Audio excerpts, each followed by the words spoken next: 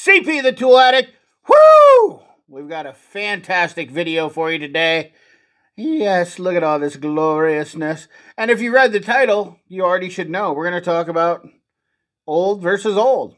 That's right. Cheap versus old, old versus old.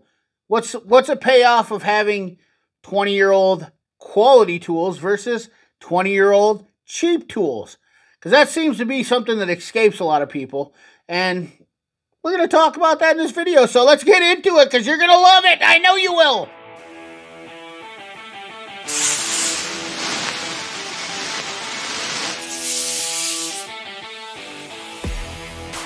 All right, ladies and gentlemen, we're going to jump right into this video.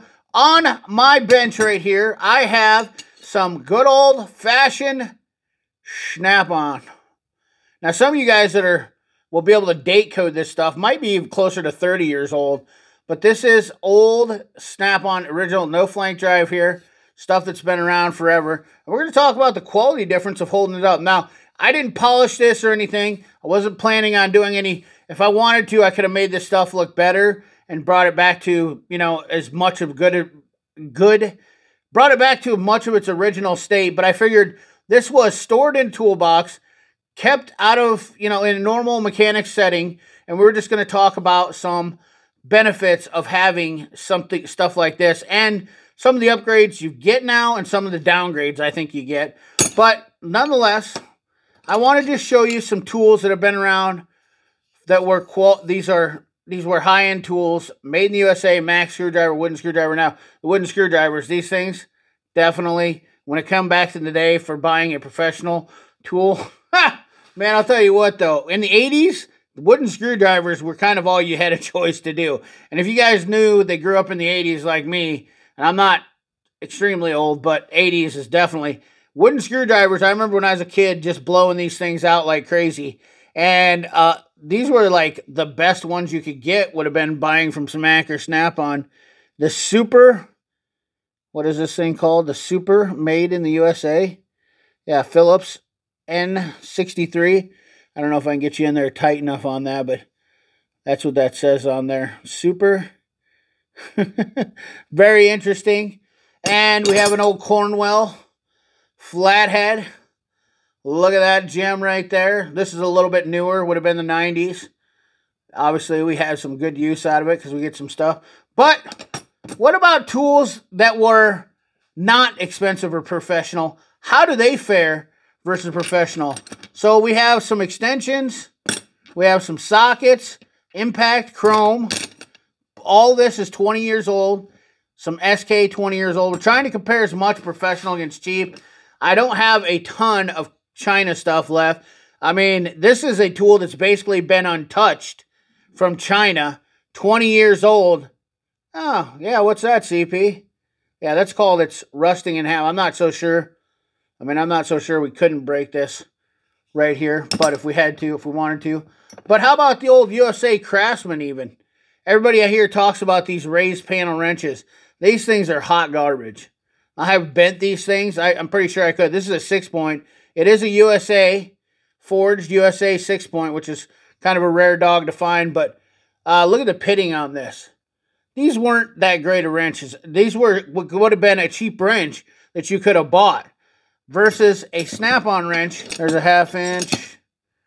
There's a 5/8, 1/2 inch. 2 1/2 inches. Ain't that how it always goes? Let me go. 3 1/2 inches.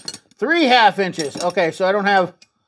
Oh, yeah, I do have a 1/2 inch. What the hell I was looking for a 9/16. So why don't you guys tell me in the box there? So let's look at... We got plenty of 1/2 inches to compare to.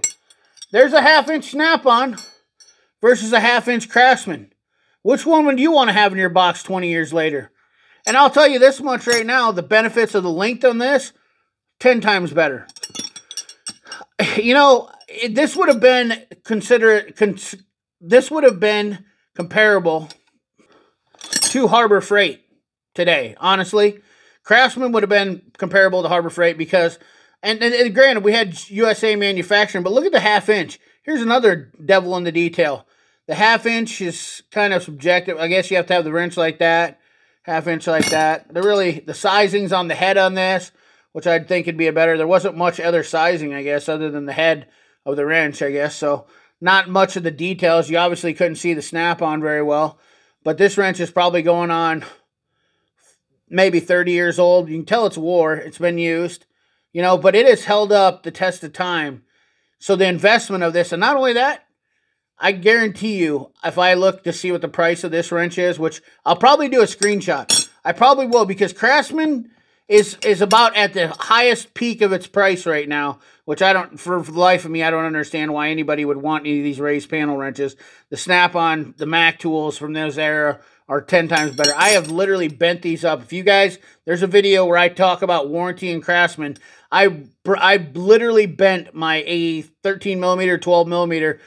It basically bent like you. I had done that multiple times when I was wrenching when I was younger. But nonetheless, just extensions. Here's a 20-year-old Mac extension. These have all been stored in the same toolbox. All stored in the same toolbox for 20 years. Mac extension that I own, knurling, and you can see there is a little bit of rusting, a little bit of rust corrosion inside. But as far as the exterior, looks fantastic. How about a cheap Chinese one? Ooh, yeah. What in the devil is going on in there? You see inside of there? I mean, just take a good gander in there. That is disgusting. That's what you get. Not only that, this thing's worthless, virtually worthless. I mean, it's good punch, I guess, if you want to turn it into a punch. I mean, don't get me wrong. Every tool still has a use at the end of the day, but you invested in a tool. You spend a few bucks more and invest in a tool. 20 years is a huge difference. I mean, this Mac extension, somebody's going to see this. They're going to say, hey, that's a good tool now. They see this, your Hobo Freight that you bought, pile of junk. Will it still work? Yes, probably will still work. At what risk? That's kind of subjective, you know. I mean, will this thing cause you to not... Could you be in dire need of getting something fixed and this thing fail on you? Abso-freaking-lutely. Abso-freaking-lutely. So, that's another problem. Sockets. Well, here's another extension. Here's an SK Wayne. Look at that gem. That thing's probably... Or this is a... Yeah, this is a SK Wayne. You can see right here. 100%. This is definitely 20 years plus old. Look at the nice quality that even these carried from back in the day. There was some nice Craftsman stuff, but not everything Craftsman was nice. Impact sockets. This is a Pittsburgh socket, excuse me. Pittsburgh. You can tell by the little round hole down the center because that's ridiculous. You know, those things are a joke. We have, you know, some of this stuff. Rusting going on. Pretty typical. What about a Mac socket impact? Huh. 20 years old. Seems to be, not only that, you can look at the thickness. People talk about these things. Look at how thin those old cheap sockets used to be versus a Mac. These are legit 20 years old a piece. I know for a fact because I bought them almost the same exact time when I was starting out being a technician. And I still have some of those Pittsburghs because they didn't. I just stopped using them because they exploded. So that thing's barely. It's almost brand new. But I know I've literally taken off hundreds, if not thousands, of wheels with this socket since I've owned it. Swivel, impact swivel, legit 20 years old. Look at that. You know, got some stuff going on there. Pin. This is a pin socket. But, I mean, you can see this thing's been used and abused. Got some chrome sockets here. Yeah, look at how bad these things decayed inside. Chrome sockets versus the Mac sockets. 20 years. Now, I'm not just picking on Snap-on. You know, we got Cornwell, we got Mac, we got Snap-on. I really don't have any Matco because they were 45 years old, and then they weren't really existent until, you know, about 20 years ago. But the difference in, and this is a legit 20-year-old socket here. I mean, the extension, these were both purchased at the same exact time 20 years ago when I was a tech, back in roughly about 2001, 2002. I know the young guys like to go, the old heads talk about this. What do you consider an old head? I mean, when I was a kid, I didn't consider 40-year-old people to be old heads. But, I mean, I think nowadays, I don't know if the 18-year-olds don't get it or whatnot. I don't know. You know, maybe you should get back onto your gaming system or something like that. That's just a little, you know, my little, you know, it's like the clowns are driving the car sometimes when you have to talk to some of these guys to talk about cheap tools versus expensive stuff. You know, investing into your future.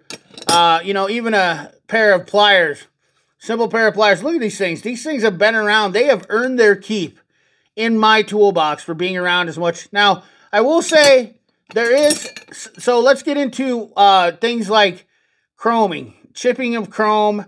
That has been a problem. Now, here's the thing is, good chrome, look at this, good chrome, look, oh my God, I didn't even cut myself.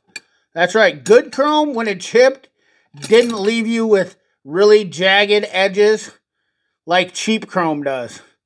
Okay, that's why you can see, now these wrenches are totally warrantyable through Snap-on for that instance right there. You know, I mean, we've got, this one is pretty much solid as a rock, 100% good. This one, obviously, I would not warranty this one just for the simple fact, Cornwell would warranty this, but they don't make these handles. Discontinued. I can get a screwdriver, but I mean, and you can see this thing, obviously people grab this thing with a pair of pliers to turn it. That's why there's teeth marks on it. Once again, it's earned its keep. Something that wouldn't be warrantyable, this is what Snap-on could refuse warranty. Right there, we got this thing notched. I don't know whatever reason this wrench was notched, but nonetheless, look at this. It looked like somebody arc welded on this, like they were arcing a stick weld on this. But this old wrench, 20 years in the making. I mean, it has had some good use. This thing has been used as a hammer more than once. Look at the dents on that thing. Look at the chip out of the backside of it. This Snap-on wrench has been through the ringer. And it still looks better than a 20-year-old Craftsman that was barely used. Or an 11/16 Craftsman. Well, this one isn't even a Craftsman. Oh, these were knockoffs. Brazil wrenches. Brazil. Yeah, cheap tools. Not only that, the other thing about cheap tools is this pile of stuff, this pile of hot garbage right here ain't worth a hill of beans. These 3 wrenches right here sell for more than all of those do today. Like today. Look at that. There's more notches in that wrench. They must have been all notched at the same time. But these 3 wrenches right now are worth more in this condition than all that whole entire pile. These 3 little tiny wrenches. These 3 little tiny wrenches. Granted, somebody paid more when they bought them, but those things are virtually worthless. They are absolutely, nobody, if I took those to somebody and said, give me $1 for them, I might be lucky to get $1. Well, the Craftsman wrench, they take the Craftsman wrench out. The Craftsman's the only one that is there. But without the Craftsman wrench, these tools right here, bench tops, the ones I started with, which are Taiwan, which granted Taiwan has made a lot of advancements in technology. These are basically worthless. 100% worthless. These tools, nobody wants. You know, 3 wrenches right there, worth something. Now, selling tools is never something I condone, and I get this a few times in the comments. You know, ignoramuses will always say, well, I don't sell tools. I buy tools so I can use them. Well, you know what? Guys retire and they don't need tools, and they say, hey, look, I'm not going to work on anything. Time to pass the torch. You have an investment now that you can either pass on, and these wrenches are totally warrantyable. You know, I could give these wrenches to a younger tech and say, look, here's these wrenches, and he can warranty them out and get the new wrenches with the better chroming, the flank drive, whatever you want, upgrade them. Even I'll be honest with you, I'm pretty sure that your Snap-on dealer would work out a deal where he would upgrade you for the difference. Even if these were, instead of getting the regular Snap-ons, you could upgrade these. Try that with Harbor Freight in 20 years. If they've discontinued a tool in 20 years, they'll say, sorry, we don't have that anymore. We're not going to warranty it. Guys, what I'm trying to convey here is this is experience.